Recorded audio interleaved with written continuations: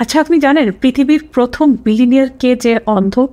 তার নাম হচ্ছে শন ক্যালেকি। এই মানুষটা চোখে দেখতে পারে না, কিন্তু সে একটা ইউনিকর্ন ফাউন্ডার।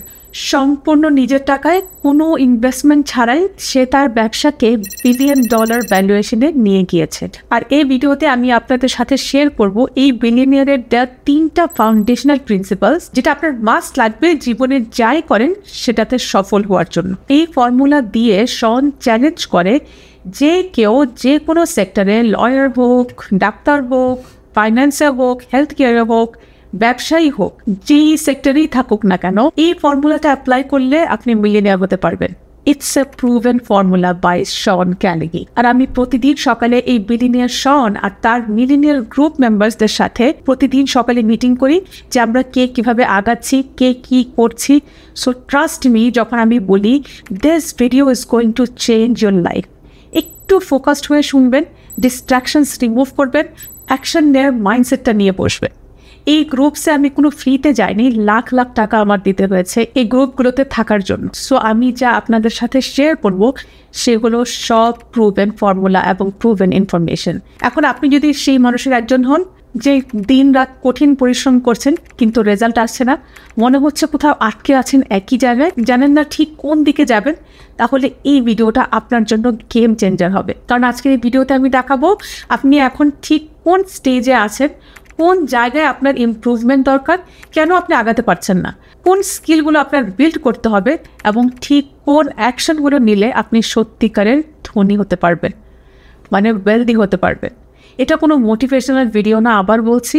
যারা টনি রবিন্সকে চেনেন তারা জানে যে টনি রবিন্স তার ইভেন্টসে মানুষকে আগুনের উপর দিয়ে হাঁটায়। মাইরন গোল্ডেন, সে আরেকজন মোটিভেশনাল স্পিকার, সে বলে ঠান্ডা বরফ পানিতে হাত দিয়ে রাখতে 8 মিনিট। ওরা কেন এটা করে? একজন বরফে হাত দেওয়া হচ্ছে, একজন আগুনের উপরে হাঁটাচ্ছে, একটাই কারণ, এগুলো করা হয় আপনার মানসিক শক্তি জাগানোর জন্য। আগুনে হাঁটা বা বরফ পানিতে হাত রাখা দুটারই উদ্দেশ্য হলো যে ভয় আপনার মাথা থেকে চলে যাওয়া, কষ্ট সহ্য করার ক্ষমতা শরীরে থাকা। এরা চায় যে মানুষ বুঝুক যদি নিজের মনকে নিয়ন্ত্রণ করা যায় তাহলে জীবনের বড় সমস্যাগুলো পার হওয়া সম্ভব। সোজা কথায় শরীরকে কষ্ট দিয়ে মনের সাহস বাড়ানো, এই কারণেই তারা এটা করে। কিন্তু এই মোটিভেশন নেওয়ার পর আপনি কি করবেন সেটা ওরা আপনাকে বলে না। এই জন্য কিন্তু মোটিভেশন গালি হয়ে যাচ্ছে যে বুঝলাম করতে হবে, তো করবোটা কি? সো 3টা লেসন 1 হচ্ছে আপনার ওয়াই খুঁজে বের করতে হবে। ওয়াইটা এমন হতে হবে যে যখন আপনি বলেন আপনার চোখে পানি এসে পড়ে। শন ক্যালেকি তার বইতে লিখেছেন, যেটা আমাকে অনেক হিট করেছে, সেটা হলো if your why doesn't make you cry or at least send shivers through your body, then you need to continue asking why until you reach that depth. মানে আপনার ওয়াই, আপনার কেনটা এত শক্তিশালী হতে হবে যেটা শুনলে আপনার চোখে পানি চলে আসে, গায়ে কাটা দেন। যদি না আসে তাহলে আপনি এখনও আপনার কেন আপনি করতে চাচ্ছেন, কেন আপনি টাকা কামাতে চাচ্ছেন, কেন আপনি এই বিজনেসটাই করতে চাচ্ছেন, সেটা আপনি যদি কেনর উত্তর বলে আপনার শরীরে কাঁপাকাঁপি না শুরু হয়ে যায়, আপনার চোখে পানি না আসে, তাহলে সেটা কেনর উত্তর আপনি তার মানে এখনও পাননি। আমি যখন প্রথমেই কনসেপ্টটা শুনি যে আমাকে আমার ওয়াই বের করতে হবে, আমি ভাবলাম আমার তো ওয়াই আছে, আমি টাকা কামাতে চাই, ফ্রিডম চাই, কিন্তু এটা ওয়াই না, এটা একটা সারফেস লেভেল ডিজায়ার। এটা খেয়াল করে দেখবেন, এটা কিন্তু সবাই বলে, সবাই চায়। তাহলে আপনার মনে হয় না যে সবাই তাহলে সাকসেসফুল হয়ে যেত? কেন কিছু মানুষ সাকসেসফুল হয় আর কিছু হয় না? সেটার এই একটাই কারণ, যারা সফল হয় তাদের এই ওয়াইটা এত শক্তিশালী থাকে, এত পাওয়ারফুল থাকে যে ওরা যেই প্রবলেমই আসুক না কেন তখন সেটাকে ওভারকাম করতে পারে, সেটাকে অতিক্রম করতে পারে। এখন যেমন ধরেন আপনি ঠিক করলেন আপনার ওয়াই হলো আপনি সফল হতে চান, এখন নিজেকে জিজ্ঞাসা করেন কেন, উত্তর আসবে কারণ আমি টাকা কামাতে চাই। আবার জিজ্ঞাসা করেন কেন, কারণ আমার ফ্যামিলিকে একটা ভালো লাইফ দিতে চাই। আবার জিজ্ঞাসা করেন কেন, কারণ আমার বাবা সারা জীবন স্ট্রাগল করেছে, আমি চাই না আমার বাচ্চারা সেই স্ট্রাগল দেখুক। এখন একটু গভীর হলো, তাই না? কিন্তু এখনও থামবেন না, আরও গভীরে যান। আমার বাবা যখন মারা গেলেন তখন তার জানাজার জন্য খরচও জোগাতে পারিনি। আমার বাবা মারা যাওয়ার আগে ওনার ওষুধের টাকা আমি দিতে পারতাম না, ওনার ওষুধের খরচ আমি জোগাতে পারিনি। বা আমি প্রবাসে থাকায় টাকার জন্য দেশে আসতে পারিনি। আর আমি প্রমিস করেছিলাম আমি আমার ফ্যামিলিকে কখনোই এই অবস্থায় ফেলবো না। আমি চাই আমার মা, আমার বউ, আমার বাচ্চারা তাদের যেন কখনোই টাকার জন্য ছোট হতে না হয়, এমন একটা ওয়াই। এখন এটা একটা ওয়াই, এটা বলার সময় আপনার গলা ধরে আসবে, চোখে পানি আসবে। এখন আপনি হয়তো ভাবছেন, আচ্ছা ওয়াই নিয়ে চিন্তা করলে কি আমার টাকা এসে পড়বে? আমার তো প্র্যাকটিক্যাল সলিউশন দরকার। দেখেন, আমিও একই কথা ভেবেছিলাম, কিন্তু ট্রাস্ট মি, এই ওয়াই আপনাকে সবচেয়ে বেশি টাকা এনে দেবে। কিভাবে? আমি আপনাকে একটা সিম্পল উদাহরণ দিই। ধরেন আপনি একটা অনলাইন বিজনেস করেন, আপনার কেনটা, আপনার ওয়াইটা যদি হয় আমি শুধু টাকা কামাতে চাই, তাহলে কি হবে জানেন? যখন প্রথম 3 মাসে কোনো সেল আসবে না, আপনি হাল ছেড়ে দিবেন। যখন একজন কাস্টমার খারাপ রিভিউ দিবে, আপনি ডিমোটিভেটেড হয়ে যাবেন। যখন কম্পিটিটরে দেখবেন আপনার চেয়ে ভালো করছে, আপনি তখন হাল ছেড়ে দিবেন। কেন? কারণ আপনার ওয়াই, আপনার কেনটা যথেষ্ট শক্তিশালী ছিল না। আপনার ব্রেইন সহজে কেন গিভ আপ করে দিচ্ছে? কারণ আপনার ব্রেইনকে আপনি ইনাফ রিজন, ইনাফ কারণ দেন নাই যে কেন সে আপনাকে এই কঠিন সময়টাতেও ঠেলে নিয়ে যাবে। এটা শুধু আপনার একটা চাওয়া মাত্র, আপনার কোনো ডিপ ইমোশনাল ড্রাইভ না যা আপনাকে পুশ করবে। আপনার ওয়াই যত গভীর হবে, আপনি তত বেশি কঠিন পরিস্থিতিতে টিকে থাকতে পারবেন, এবং টিকে থাকাটাই সাফল্যের সবচেয়ে বড় সিক্রেট। এখনই বসে যান একটা পেপার আর পেন নিয়ে, একটা কলম আর খাতা নিয়ে, যে আমি কেন সফল হতে চাই, আর প্রতিটা উত্তরের পর নিজেকে আবার জিজ্ঞাসা করবেন, কেন কেন। যতক্ষণ না আপনার চোখে পানি আসছে, ততক্ষণ আপনি আপনার কেন পান নাই। এই একটা স্টেপ আপনার গেম চেঞ্জ করে দিতে পারে, কারণ আপনি আপনার ব্রেনকে এমন মজবুত কারণ দিচ্ছেন যে যতক্ষণ পর্যন্ত না আমি আমার গোলে পৌঁছাবো, আই ওয়ান্ট স্টপ। আর এই গেমে, এই সাকসেস হওয়ার গেমে সেই জিতে যে লং টাইম এই স্ট্রাগল পিরিয়ডটা পার করতে পারে। জানে, এই ওয়াইটা এত ইম্পর্টেন্ট আর এত কমন সফল ব্যক্তিদের মধ্যে। ক্লডে, যেটা চ্যাট জিপিটির মতনই একটা চ্যাট ইন্টারফেস, এটার মধ্যে অ্যাপই আছে বানানো। ও এখনও যারা ক্লডের ব্যাপারে জানেন না, তারা মাস্ট এটা দেখবেন for your copy writing and coding stuff. ক্লডে আপনি এখানে গিয়ে এই যে সব দেখেন বিল্ড করা, আর এই যে এখানে এই ওয়াই ফাইন্ডিং অ্যাপটা, মানে এই অ্যাপের হেল্প নিয়ে আপনি আপনার ওয়াই ফাইন্ড করতে পারবেন। আর ওই যে বললাম, এইসব বড় বড় কোর্সেস, দামি কোচ মেন্টররা তাদের পেইড কোর্সে এটা শেখান, যেটা আপনি এখন ফ্রিতে শুনছেন। সো ফ্রি ইনফরমেশন ভেবে অবহেলা করেন না। I want you to win. Lesson number 2 হচ্ছে, আপনি যেই সেক্টরেই থাকেন না কেন, সব কিছুই যায় একটা সাইকেল দিয়ে, আর সেটা হচ্ছে আর্জুয়াস, মোমেন্টাম অ্যান্ড অ্যাবান্ডেন্স। শনের ফর্মুলা আরেকটা প্রিন্সিপাল হচ্ছে, everything goes from arduous to momentum to your abundance. মানে কি? মানে হলো শুরুটা সব সময় কঠিন, কিন্তু যদি আপনি টিকে থাকেন, এক সময় মোমেন্টাম আসবে, এবং মোমেন্টাম আসলে অ্যাবান্ডেন্স অটোমেটিক আসবে। আমি আপনাকে একটা সিম্পল উদাহরণ দিই। মনে আছে যখন প্রথম সাইকেল চালাতে শিখেছিলেন, প্রথম দিকে আপনি এই আর্জুয়াস ফেজে ছিলেন, পড়ে যাচ্ছিলেন, বারবার ব্যালেন্স করতে পারছিলেন না, মনে হচ্ছিল আমি পারবো না। কিছুদিন পর আপনি মোমেন্টাম ফেজে আসছেন, হঠাৎ একদিন ব্যালেন্স করে ফেললেন, কয়েক মিটার চলে গেলেন, বুঝলেন আরে আমি তো পারছি। এখন আপনার তারপর আপনার আসবে অ্যাবান্ডেন্স ফেজ, চোখ বন্ধ করে চালাতে পারবেন, আর কখনো চিন্তাও করা লাগবে না যে কিভাবে চালাচ্ছেন। এটা ন্যাচারালি হয়ে যাচ্ছে। বিজনেসও একই। আমি যখন আমার ই-কমার্স বা এফ-কমার্স বিজনেস যেটা শুরু করি, আর্জুয়াস ফেজে ছিলাম। প্রথম 3 মাস প্রতিদিন 15-16 ঘন্টা কাজ করতাম, সেল আসছে না, আর টাকা ইনভেস্ট হচ্ছে কিন্তু রিটার্ন নাই। মনে হচ্ছে আমি কি ভুল করছি, রাতে ঘুম আসতো না টেনশনে, সারা রাত জেগে জেগে কাস্টমার সাপোর্ট দিতাম। তারপর আসি মোমেন্টাম ফেজে, হঠাৎ 5টা অর্ডার আসলো, দেন 10টা, মানুষ রেকমেন্ড করা শুরু করলো, কাজগুলো তখন সহজ হওয়া লাগলো, তখন আরও শুরুর দিকের মতন এফর্ট দেওয়া লাগে না।